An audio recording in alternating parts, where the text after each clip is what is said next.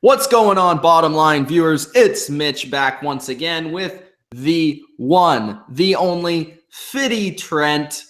We're going to talk Calgary Flames, Pittsburgh Penguins, a game of the year candidate.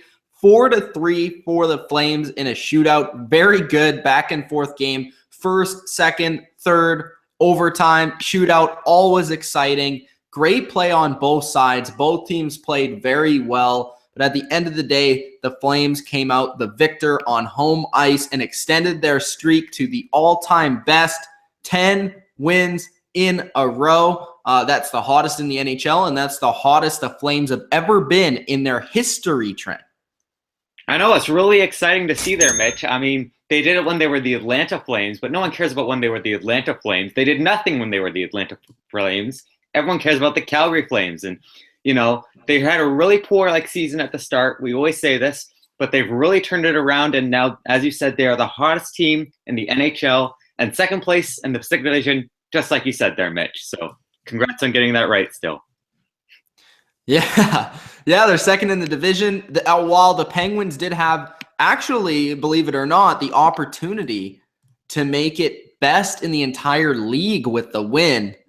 I think they are still second in the Metro. I think they're actually tied for first now with Washington. With the win, they would have been in first in the entire league, including the Metro division. So this was a big game for both teams. The Penguins were on a road trip.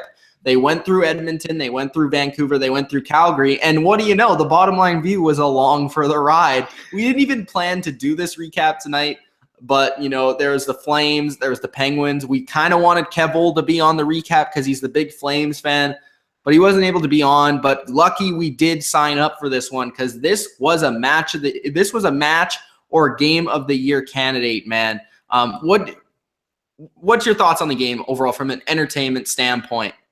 Well, from an entertainment standpoint, I mean, me being kind of the middleman, you know, I was not like Kessel or like you who have dedications to either one of these teams. I thought this was an incredible game to watch and absolutely the best game on TV to watch tonight, if not this entire week. I mean, good on you, Mitch, for picking it as your game of the week in the last Puck It Up podcast, because you sure got this right. It was very competitive through and through, back and forth. No matter what, at any point of the game, it looked like either team could have scored or whatever. Like, no one was in complete control ever because it was just that much of a flow game, just back and forth completely. And thankfully, it saved me in the abysmal loss to the Vancouver Canucks. So I actually had a good night watching a good hockey game for once. Yeah, for sure. And the Flames do take it 4-3 over the Penguins. Let's go over the stats. Let's go over the players. Let's go over the game. So it starts off in the first period. Penguins get the lead. Connor Sheary gets a goal pretty quickly into the game. It looks like the Penguins were starting on fire, and this was a trend throughout the game. The domination of the young gun and the captain line was just great. I mean, Crosby got the assist. Kessel got the assist. Nice play behind the net. Crosby worked it to Kessel. Kessel passed it in front to Sheary. Sheary put it home, similar to the goal against the Vancouver Canucks. Very nice play there. And this was a trend throughout the game. As I said, this line dominated every time they touched the ice. Offensively, defensively, their speed and their skill was evident. And this looks like the line, like we said, on the Oilers game and the Vancouver Canucks game. This is a line that looks to be going forward into the playoffs. And actually, I have changed my opinion on what should happen on the second and third and fourth lines for the Penguins once they get all their players back. Because once again, they were missing 8 guys in this game, which sucks. But, you know, we'll get into why the Flames win here is impressive. They did get a goal here. England did score his 4th of the season. It was kind of fluky, I'm not going to lie. It was basically scored by Mark Streit because it tipped off his stick and into the net. I don't think England was the one who shot it at the net. And then there was somebody in front of the net and they... Stajan. Okay, so Stajan was the one that was in front of the net, and they said that Stajan scored, but he never actually touched the puck. It was England who scored because he shot it in front. It tipped off Streit's stick and went in the back of the net. Still counts, still a good goal, but that was another trend throughout this game because the Penguins actually scored on themselves twice when the Calgary Flames scored their second goal because Dennis Wideman, again, another defenseman, took a point shot and it tipped off. I don't know what Bonino was doing, maybe trying to catch the puck or block it. He was trying to grab the puck. It tipped off his glove. Fleury couldn't see it, and it went in the net. Unlucky for the Penguins. Good luck for the Flames. But again, it counts. It went in the net. Pittsburgh's second goal was a power play goal pretty quickly into the power play by Evgeni Malkin. It's Evgeni Malkin. He's going to score some goals like this. It was a nice one. Continue on.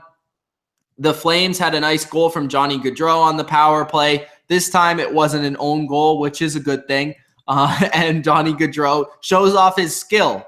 I mean, this guy, every time he touches the puck, just like the Penguins' first line, you could tell this guy is just an electrifying player to watch. Great skater, great with the puck, great vision, and he showed it off with this goal. And Sidney Crosby, the deflection master, the leading scorer in the NHL, got his 35th of the season.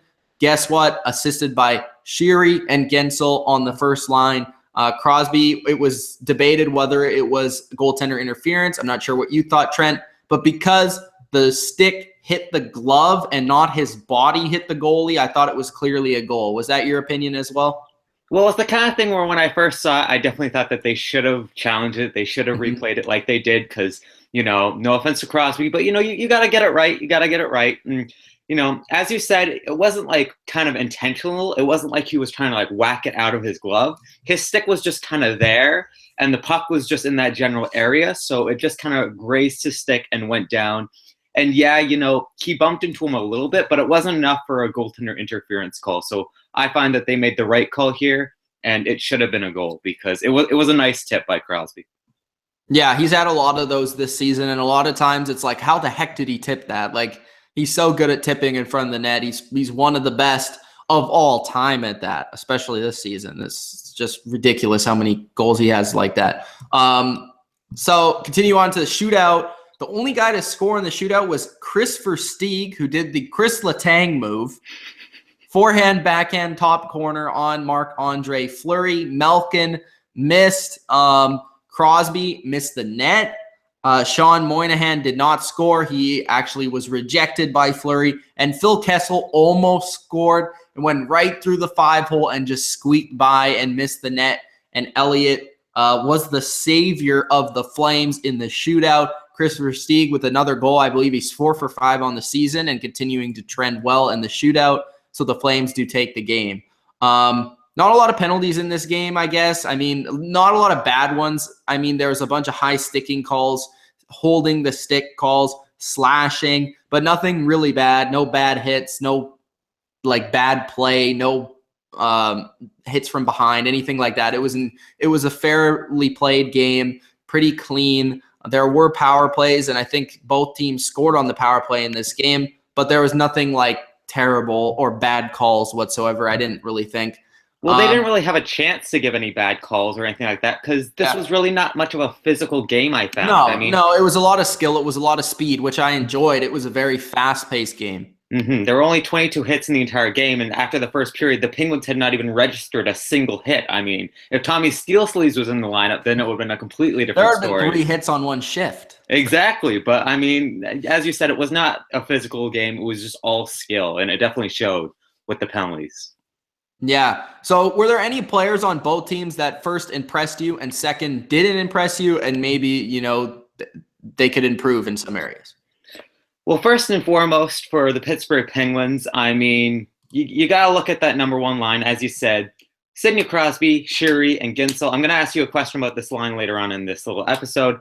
But honestly, this is such a great line for Crosby. I mean, 2 really young guys. Like, all 3 of these guys were basically the first star in my mind. They played really hard. They played really well, just like they have been this entire season. If I had to give a player kind of, a downgrade, even though I talk about him so highly every single time, I mean, Nick Bonino Bones, he really did not impress me this game overly. I mean, he was a -1. Yes, he batted down the puck. It was fluky, and it went into the net. You can blame him for that, but it's not really anything to blame. But even still, he really did not do anything spectacular. Still played about the same amount of minutes that he usually does, but he wasn't winning any faceoffs really. And he had a couple blocks. Besides that, he was basically invisible this game. He really didn't do anything to wow me. On the other side, on the Calgary Flames side, I have to say that, Gaudreau looked really good this game. I mean, he's been turning it on every single game since, but this game he looked like the old Gaudreau that we all know and love, when he scored 64 points in his rookie season. And he proved it by scoring possibly the goal of the year, going end to end and then doing a wraparound on Marc-Andre Fleury. That was very impressive. And because of that, Michael Backlund, arguably the best Calgary Flame of this game, really took a back seat this game. I mean, he was a -2. He only had 2 takeaways. His faceoff percentage was under 50%. And this is your first line center. I mean, he's been having really good games this game, but this was one of his off games. Luckily, everyone else was really on. But in my opinion, Michael Backlund kind of dropped the ball a little bit for the Calgary Flames. Those are some good choices, Trent. I'm going to have to see if I can get some good ones in there as well, because you took all the good ones in my mind. You mentioned the first line for the Penguins. Obviously, I think that they were the stars of the game on both sides, really. I thought, all of them had 2 points. So that just shows how dominant they were. I would say if anyone was the best in this game, I would say Connor Sheary. He had the most shots with 7. He had a hit. Crosby was great as well, and you expect Crosby to be great, but I thought Connor Sheary with his skill even beat a guy one-on-one to go, basically, and he had that opportunity in overtime. So I thought Sheary was really dominant with his speed. But another guy that I just want to give a shout out to in terms of playing really well, but in a unique way for him, is Evgeni Malkin. You even saw him block a shot, like a really hard shot, and he had to turn his head away. He had a few shots. He had a goal in this game. I thought he was very good, and he continued his hot streak of play. And that just shows, one guy said on the commentary, that is why the Penguins are Stanley Cup champions, because guys like Malkin are blocking shots. That's also why they have 8 injuries.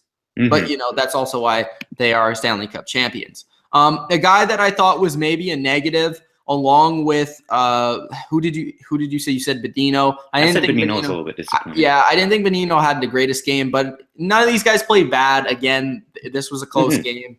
Bonino did, I think, have a bad game, or like an underperforming type of game. I thought Hainsey kind of wasn't the greatest this game. He's been really good and consistent for them since they've gotten him, but I thought he was a -1 in this game. He took a penalty. He just didn't seem as disciplined and, as consistent as he has been. And I thought he didn't have his best game in this one, but he didn't play terrible. We'll go to Calgary. You said Johnny Gaudreau, who is obviously the one that stuck out to me. I just want to say a unit in general that stuck out to me was their defense offensively. I thought that their defense offensively was very involved. The 2 of them had goals. Englund, Wideman had goals, as well as the fact that I thought Giordano was very active on offense. You had Hamilton, Brody, just very good passers, and they kept the puck in a lot for sustained success in the offensive zone. I just thought they do a really good job of working their defense in their offense, having those point shots, keeping the puck in, pressing in the offensive end, and I think they do a very good job. That's part of the reason why they're second place in the Pacific Division. So I'm going to give the nod to Calgary, to not an individual player, but their unit of defense offensively. I thought both goalies played pretty well. Fleury was a little bit unlucky with the goals that went in on him. Elliott kind of didn't really have a chance on a couple of the goals. So I thought both of them played well, and they both stopped a lot of shots because this was a very offensive game. I don't know if there are any highlights that really stuck out to you of the game, but I just thought this was a really entertaining one to watch. This was one of my favorite games of the year so far. It went to the shootout. It was really intense. I could sense it was intense because not only were the Flames trying to extend that streak, but the Penguins kind of seemed like they came in here, they played hard, and they wanted to end that streak, I think, and they wanted to show who's boss. But at the end of the day, the Flames stepped up. They were up for the challenge, and they performed the way that they should have, and they won the game. So this was a really entertaining game. Any moments that really stuck out to you, Trent, or highlights of the game? I think the only real moment that I really had that was like, oh my gosh, was what I said about Gaudreau, possibly the goal of the year candidate, because, he had an opening for like a rush, but he took it kind of back towards his own net and circled around a couple times and then decided to get his burst of speed. And that's the main thing that's the main thing that Gaudreau does. is speed. I mean, you give him a little bit of room, you give him an inch, and he'll send you back like a couple feet. Like, he's really explosive with the puck. We haven't seen that a lot for him. So with that goal, I mean, end to end, that was quite an incredible thing for me to be like, excellent. Johnny Hockey's back, and he's here for the Calgary Flames for their playoff rush. Okay, do you have any comments on the teams going forward?